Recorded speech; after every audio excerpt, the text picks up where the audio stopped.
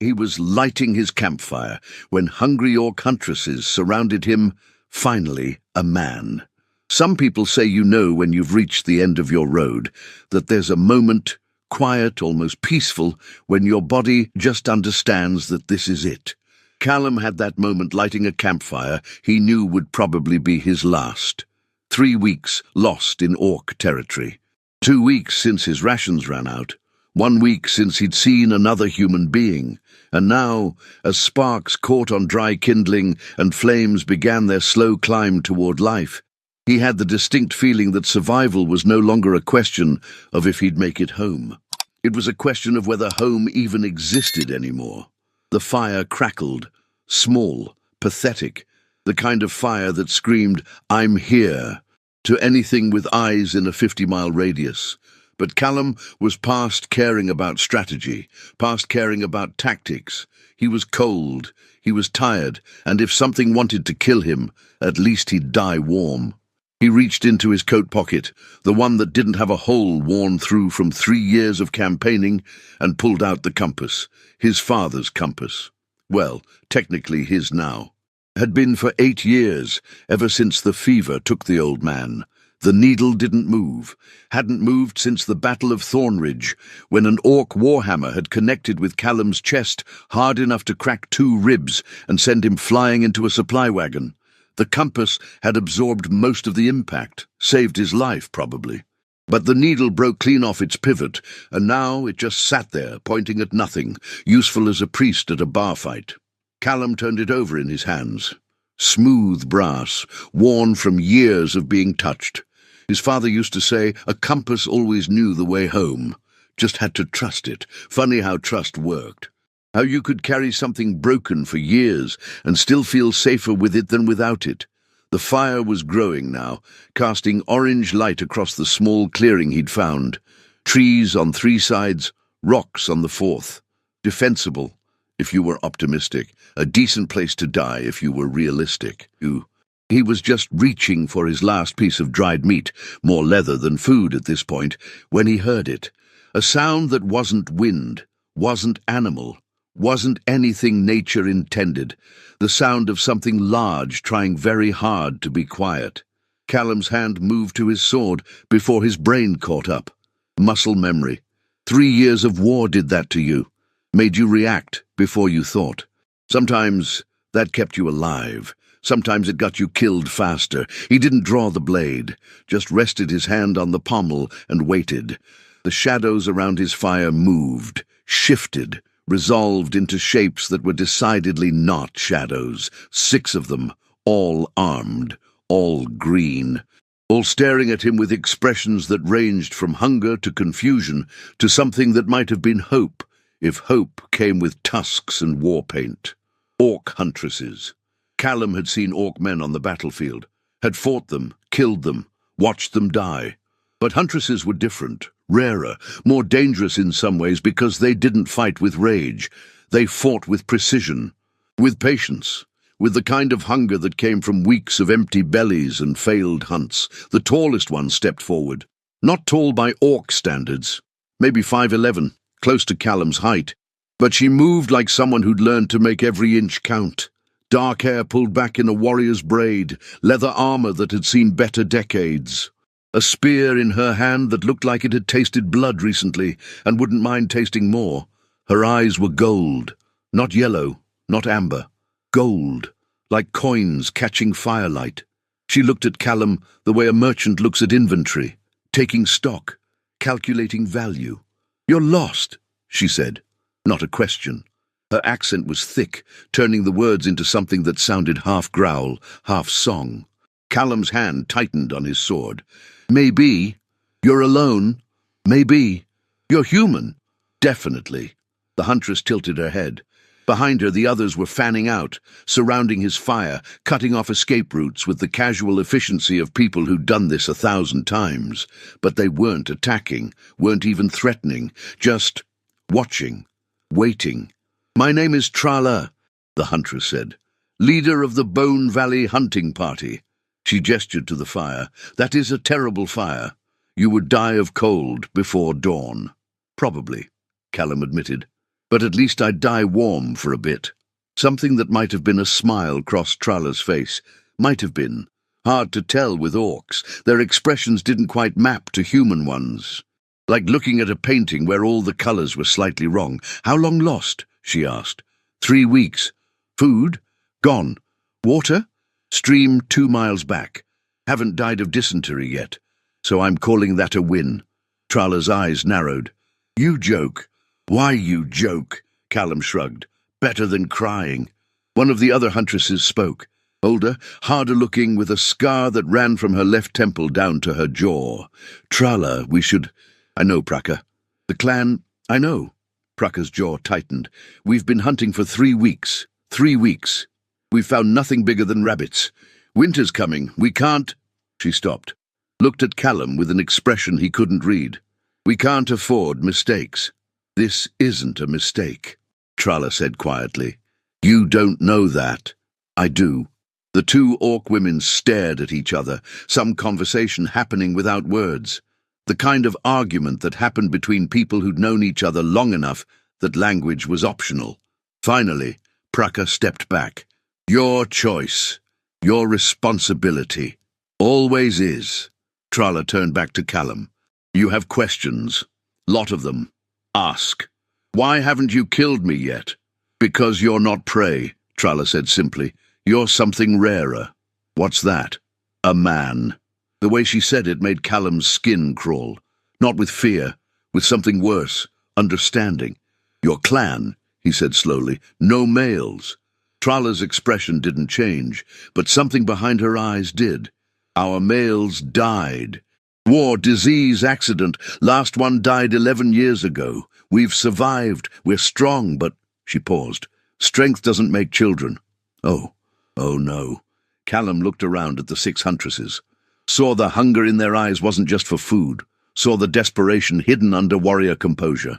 Saw the kind of math that didn't need numbers. A clan of women aging, with no future except slow extinction. And here he was, alone, lost. Probably already dead by human standards. You want me to... He couldn't finish the sentence. Wasn't sure how to. We want you to choose, Trala said. Come with us, see our clan, see what we offer. Then decide, return to your human world where you're just another forgotten soldier.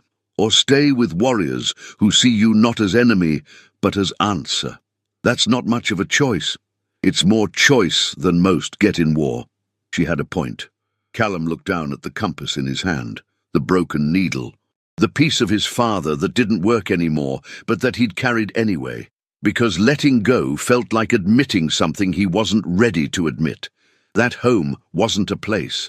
That home was something you made, that sometimes the only way forward was to stop looking backward.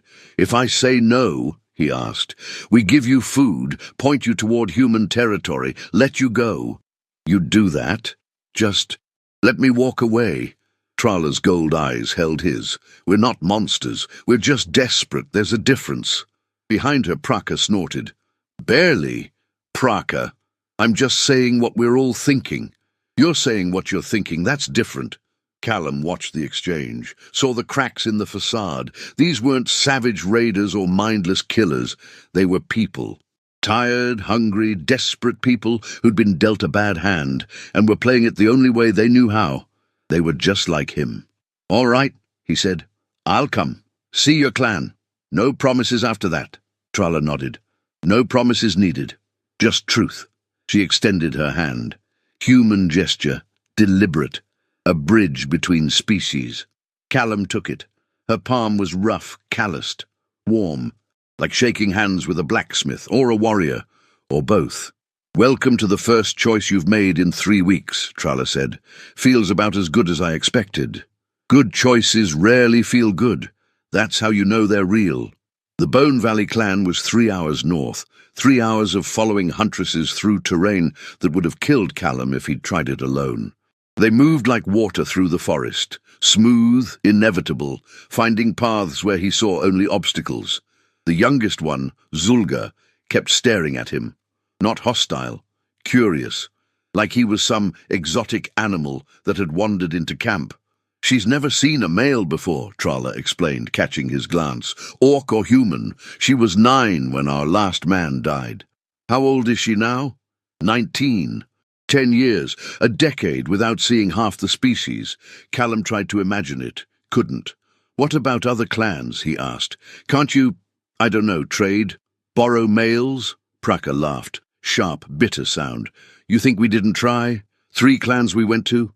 3 clans turned us away.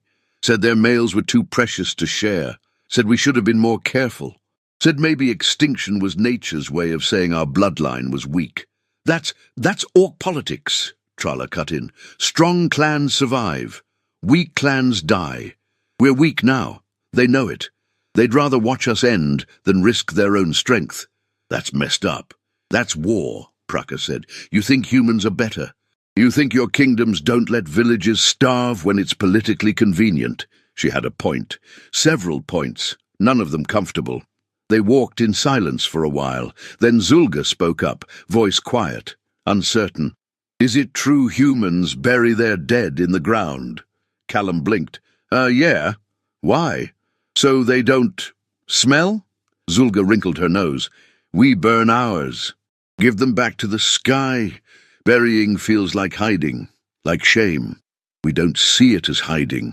More like planting, returning them to the earth. Oh, Zulga thought about this. That's actually nice. Poetic. We have our moments. Do you have someone buried? Someone you'd want to return to earth? The question hit harder than intended. Callum's hand moved to his pocket, touched the compass. My father, 8 years ago. Was he warrior? No, carpenter, made furniture, good furniture, the kind that lasted. Then you carry his work in your blood, Zulga said seriously. His hands in your hands.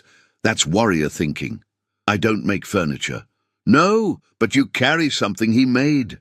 She pointed to the compass bulge in his pocket. That's his hands, yes? His craft? Yeah, his craft. Then he's not gone. He's just...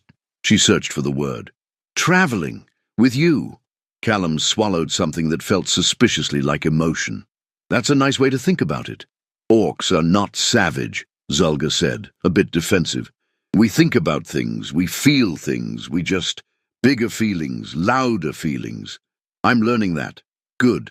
Because if you stay, you need to know we're not monsters. We're just green. The clan settlement was smaller than Callum expected. Maybe 40 structures, mostly leather and wood.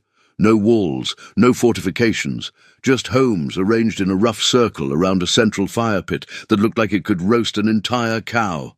Women everywhere, orc women, old, young, middle-aged.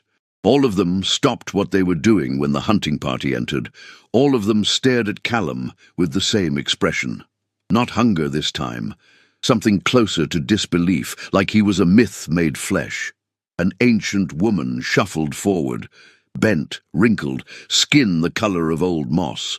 But her eyes were sharp as obsidian, and when she spoke, everyone listened. A human man, she said. Her voice was strange, melodic, sing-song, like she was about to break into a ballad at any moment. In my valley, in my lifetime. The ancestors whisper truths I thought were lies. Elder Yalma, Tralla said respectfully. This is Callum. He's considering? Considering, Yalma clapped her hands. Good. Considering is wise, better than deciding fast and regretting slow. She turned to Callum, leaned close enough that he could smell wood smoke and something herbal. You look hungry, human man. We feed you, we talk, we show you we're not terrible. Then you decide if we're terrible anyway. That's fair. Fair is myth, but we try. She turned and started shuffling toward the central fire, already singing. Man in the valley, valley so deep, green hands reaching, promises to keep. Tralla sighed. She does that. Songs. Constantly. Can't tell a story without singing it. Drives Praka insane. I can hear you, Praka called from behind them. I know. They fed him. Roasted meat that Callum didn't ask about, root vegetables he didn't recognize, bread that was somehow both dense and fluffy. It was the best meal he'd had in weeks, possibly months. Army rations made everything taste like strategic compromise. The clan gathered, not aggressive, just curious. Watching him eat like he was a fascinating puzzle they couldn't quite solve. A small orc child, couldn't have been older than 8, crept closer. Green skin, huge eyes, gap-toothed grin. She was carrying something. A collection of objects clutched in her small hands. Tralla noticed. Rek, don't bother the guest. Not bothering, showing. Rek held up her treasures. A bent spoon, a torn piece of fabric with embroidery, a button with a lion carved on it. Found these human things from old battlefield. Callum's chest tightened. Those were human things, from human soldiers, probably dead human soldiers. Rek didn't seem to notice his expression. You know what these are? Teacher says humans made lots of things, pretty things, useful things. She held up the button. What's this animal? It's a lion, Callum said quietly. Big cat, from the southern kingdoms. You have big cats. Rek's eyes went wide. How big? Big enough to eat an orc. Wow. She looked at the button with new reverence. Can I keep it? I'm not sure it's mine to— Rek, Tralla said firmly. Guest is eating. Show him your collection later. Rek pouted but shuffled away, clutching her battlefield treasures. Callum watched her go, felt something twist in his chest. She doesn't understand, Tralla said quietly. She was born after the last war. She doesn't know those things came from dead men, from suffering. To her, they're just interesting. Maybe that's better, Callum said. Maybe not understanding is kindness. Maybe. Or maybe it's ignorance we can't afford. After the meal, Tralla showed him around, introduced him to craftswomen who made leather armor that was somehow lightweight and protective, to herbalists who could make medicine from plants Callum had walked past 100 times, to metalworkers who shaped iron without forges, using techniques he didn't understand. We're not savages, Tralla said as they walked. We just live different, think different. I'm seeing that. You expected monsters. I expected war propaganda. What's the difference? War propaganda is louder. Tralla laughed. Actual laugh, not the bitter kind. You're smarter than you look. I look stupid. You look lost. But most smart people are lost. It's stupid people who think they know everything. They stopped at the edge of the settlement, where the valley opened up into wilderness beyond. The sun was setting, casting everything in gold and shadow. I need to know, Tralla said. What you're thinking, what you're feeling. Not because I want to pressure you, because I want to understand. Callum was quiet for a moment, then pulled out the compass, held it up to the fading light. My father gave me this, he said, told me it would always point home, always help me find my way back. But it's broken. It broke during a battle 3 years ago. I kept it anyway, kept carrying it, kept touching it like it still worked. Like if I just believed hard enough, the needle would fix itself and show me where to go. And now I'm starting to think home isn't something you find, it's something you make. Tralla looked at him, really looked, past the dirt and exhaustion and 3 weeks of being lost. That, she said, is the wisest thing a human has ever said in this valley. Give me time. I'll say something stupid to balance it out. I'm counting on it. They stood there, watching the sun disappear. 2 people from different species, different worlds, different everything. But in that moment, both equally lost, both equally trying to find something that felt like forward. If you stay, Tralla said carefully, it won't be easy. My people will doubt you. Your people will call you traitor, and there's no guarantee it will work, no guarantee children will come, no guarantee the clan survives. So it's a gamble. Everything worth doing is a gamble. Even war, especially war. Callum turned the compass over in his hands, felt its weight, its wrongness, its refusal to show him home. Maybe that was the point. Maybe home wasn't something you went back to. Maybe it was something you built from scratch when the old map stopped working. I have a condition, he said. Tralla raised an eyebrow. Listening. No more battlefield scavenging. No more collecting things from dead soldiers. It's not right. Those are people's lives, people's stories. Rek will be disappointed. Rek can collect flowers, or rocks, or literally anything that didn't come from someone's corpse. Done. That easy. We're desperate, Callum, not heartless. We just forgot. Sometimes you're so busy surviving you forget how to be decent. She extended her hand again. Deal. Deal. They shook on it. And this time it felt less like a transaction and more like a promise. That night they gave him a tent. His own space. Privacy, which surprised him. You think we'd force you? Praka said when she saw his expression. We want hope, not prisoner. I wasn't sure. Now you're sure. Sleep. Decide tomorrow if you want to run or stay. But Callum didn't sleep. He lay in the dark, listening to the sounds of an orc settlement. Low voices, crackling fires. Someone singing, probably Elder Yalma, who seemed constitutionally incapable of silence. And he thought about choices, about how you could be lost for 3 weeks and not realize you'd been lost for 3 years. About how war made you forget what you were fighting for until you were just fighting because that's what you did. About how home could become a word without meaning, a place that existed only in memory. About how sometimes the bravest thing wasn't going back, it was choosing not to. The compass sat on the ground beside him, broken, useless, perfect. Morning came with the smell of cooking meat and the sound of children laughing, orc children. Playing some game that involved a lot of running and more growling than Callum was comfortable with. He emerged from the tent to find Trala waiting. Sleep? She asked. Eventually. Think? Constantly. And? Callum looked around the settlement. Saw women working, children playing, Elder Yalma already singing some ballad about breakfast and destiny. Saw Rek showing her collection to another child, both of them arguing about whether the button was from a king or a knight. He saw life, not perfect life, not easy life, but life that was trying, life that hadn't given up. I need to know something, he said. Honestly. Ask. If I stay, if children come, if the clan survives. He paused. What happens to me? Am I shared? Am I just a means to an end? Trala's expression softened. You want to know if you're person or tool? Yeah, Callum. She took a breath. We're desperate. But we're not monsters. If you stay as yourself. You choose who, you choose when, you choose how. We ask, you answer. That's how we rebuild, with consent, not contracts. And if I say no sometimes, then no is no. We survived 10 years without males. We'll survive longer if we have to, but we'd rather survive with hope. It was the most honest answer anyone had given him in years. One more question, Callum said. Go ahead. Do you sing? Like Elder Yalma? Trala looked horrified. Absolutely not. Good, because that would have been a deal-breaker. She laughed, actual, genuine laugh. The kind that made her look younger, less burdened, more like someone who remembered what joy felt like. So, she asked, you running or staying?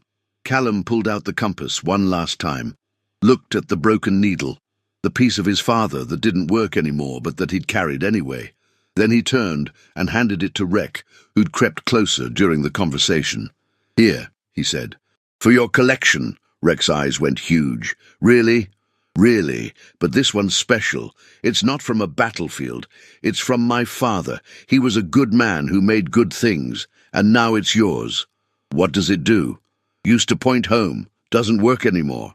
Rek turned it over, studied it with the seriousness only children could achieve. Maybe it still works. Maybe just different home now. Out of the mouths of orc children. Maybe, Callum said. Maybe you're right. He stood up, looked at Trala, looked at Praka, who'd been listening from a distance, looked at Zulga, who was trying very hard to pretend she wasn't excited. I'm staying, he said. For now. We'll see how it goes. Fair enough, Trala said. But she was smiling, subtle, careful smile. Like she'd just won a bet she'd been afraid to make. 3 months passed. 3 months of learning Orcish, of teaching humans customs, of slow, careful building of bridges between species that weren't supposed to mix. It wasn't perfect. Praka still didn't trust him. Half the clan thought he'd leave at first opportunity. The other half thought he was sent by some human king to spy. But Zulga taught him how to hunt. Elder Yalma taught him clan songs, despite his repeated protests. Rek followed him everywhere, treating him like some exotic big brother who knew secrets of the mysterious human world. And Trala. Trala talked to him. Real talks, about fear and hope and the weight of leadership, about how hard it was to be strong when strength hadn't been enough, about how she'd wanted to give up 100 times but couldn't because giving up wasn't in her vocabulary. They were sitting by the fire one night when the messenger came. Human messenger. Young kid, couldn't have been older than 25. Aldwyn was his name. He stammered when he was nervous, and seeing 40 orc women staring at him made him very nervous. Callum? He managed. Callum stood. That's me. Message from C Command, your unit. They think you're dead. They need confirmation. Callum felt the weight of it, the moment, the choice that had been coming since the first night. They want me back? If you're alive, yes. And if I say no? Aldwyn blinked. You can't say no. You're soldier. You have duty. I had duty. Past tense. But tell them, Callum said carefully, that I'm alive, that I'm safe, and that I'm staying where I am.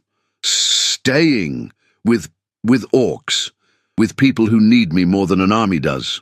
Aldwyn looked at the assembled clan, at Trala, standing beside Callum, at Zulga and Praka and Elder Yalma, at Rek, who was still clutching the compass like it was made of gold. They'll call you deserter, he said quietly. Probably. They'll say you betrayed your species. Let them. They might send someone to bring you back. Or worse. Let them try. Aldwyn was quiet for a long moment. Then he did something unexpected. He smiled. Small, sad smile. You know what? He said. You look happy. First time I've seen a soldier look happy in 3 years. He straightened. I'll deliver your message. I'll tell them you're staying. I'll tell them you found something worth more than duty. Thank you. Don't thank me. I'm probably ending my career delivering this. He turned to leave, then stopped. But for what it's worth, good luck. You're gonna need it. He left, disappeared into the forest, left behind silence and questions and the weight of a choice made real. Trala touched Callum's arm. You okay? No idea. Good. That means you're still thinking. What if they come back? What if they try to take me by force? Then we fight. I can't ask you to. You're not asking, we're offering. Big difference. Praka stepped forward.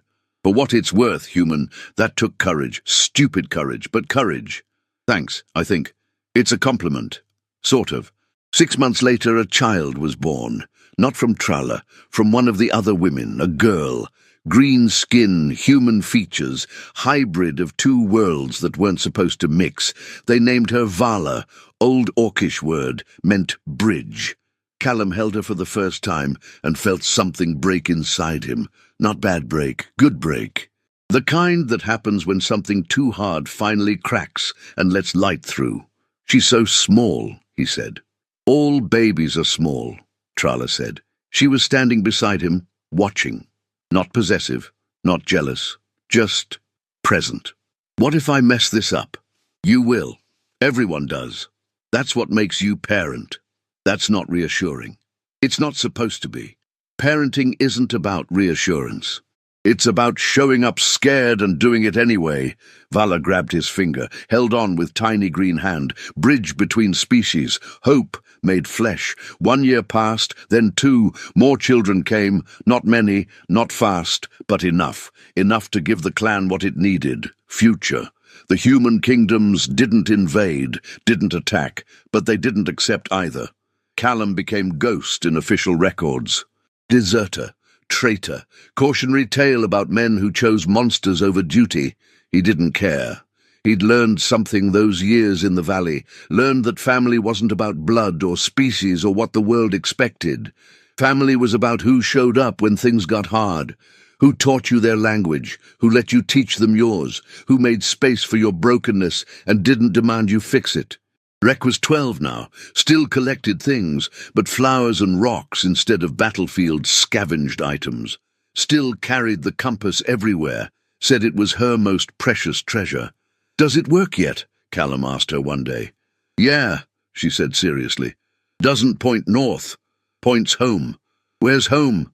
She pointed at the valley, at the clan, at him. Here, obviously. Obviously. Elder Yalma died in her sleep one winter night, peaceful death, surrounded by clan who sang her favorite songs. She'd wanted it that way, wanted music on both sides, this life and next. They burned her body on a pyre, gave her back to the sky like Zulga had described years ago, and Callum understood finally why burial felt like hiding. This felt like release, like permission to go. At the ceremony, Trala stood beside him. They weren't together, not in romantic sense, but they were something. Partners, co-leaders, friends who'd been through too much to pretend they didn't matter to each other. She liked you, Trala said as the flames rose. She sang at me constantly. That's how she showed love. Terrible love language, but effective. They watched the smoke rise, watched the ashes scatter on the wind. Do you regret it? Trala asked quietly. Staying. Callum thought about it. Really thought. About the human life he'd left. About the army. About roads not taken and choices made. No, he said. I regret that it had to be a choice at all. That the world's divided into green and not green, and we all pretend that matters. It matters to most people. Then most people are wrong. Careful. That kind of thinking starts revolutions. Maybe we need revolution. Trala smiled. Maybe we do. 5 years in the valley. 5 years of building something that shouldn't exist. Hybrid clan. Mixed species. Children who were neither fully orc nor fully human, but beautifully, perfectly both. The other orc clans noticed. Some were disgusted, some were curious. One actually sent envoys, asked how it was possible, how they'd done it. Trala's answer was simple. We stopped caring about impossible and focused on necessary. Callum was older now, 37, grey showing in his hair. Lines around his eyes from squinting at sun and smiling at children who called him father in 2 languages. He was teaching weaponcraft to a group of younglings when Rek found him. She was 14 now, tall for her age, strong, smart, training to be hunter like her mother's. Callum, she said, someone's here. Who? Human. Soldier. Says he knows you. Callum's stomach dropped.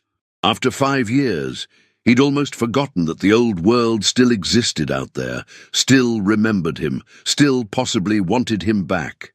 He followed Rek to the valley entrance, found a man in military uniform, older, greying, scars on his face that spoke of campaigns won and lost. Commander Darius, Callum's old superior officer. Callum, Darius said, voice neutral, giving nothing away. Commander, you look well. I am well. Heard rumors you were alive, didn't believe them. Heard rumors you were with orcs, believed those even less. Believe them now?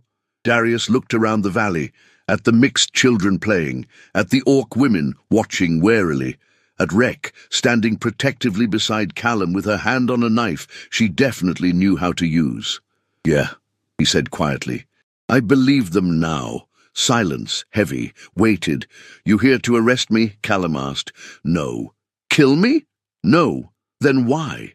Darius pulled out a document, official seal. Lots of words Callum couldn't read from this distance. Discharge papers, Darius said. Honorable. Officially, you died 5 years ago. Unofficially. He paused. Unofficially, you found something worth more than war. And Command decided that maybe, just maybe, we could learn from that.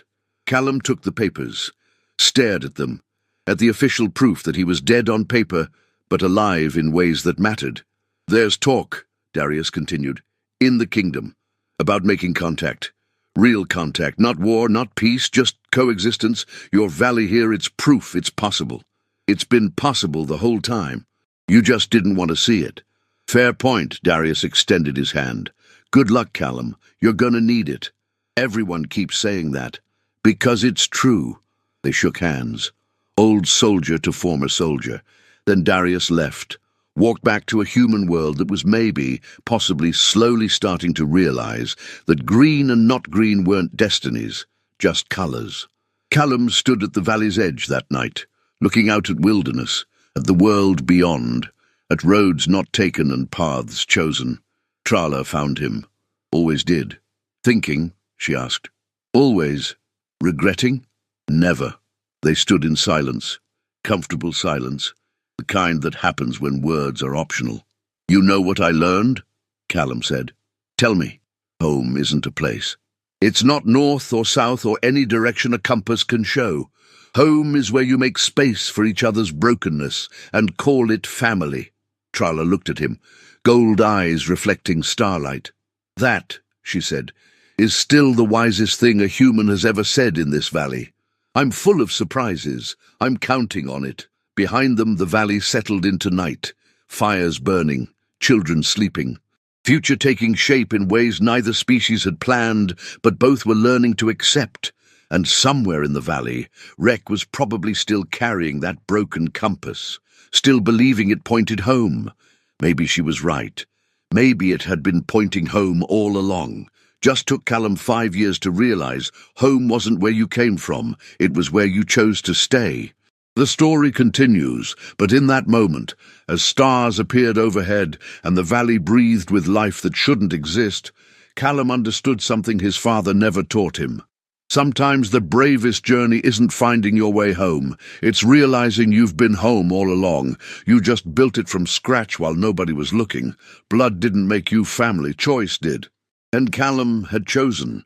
Every single day he chose, and that made all the difference. Callum made a choice that changed everything. He chose hope over fear. He chose to build a home instead of searching for one. He chose to see people instead of enemies.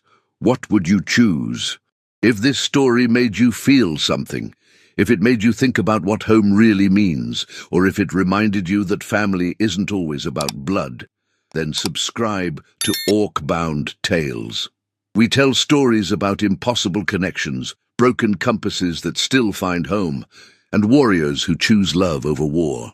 Hit that like button if you believe the bravest choice is staying when everyone expects you to run. And drop a comment. Tell us, would you have stayed in the valley, or would you have gone back to your old world? There's no wrong answer, just honest ones. New stories every week, more orcs, more humans.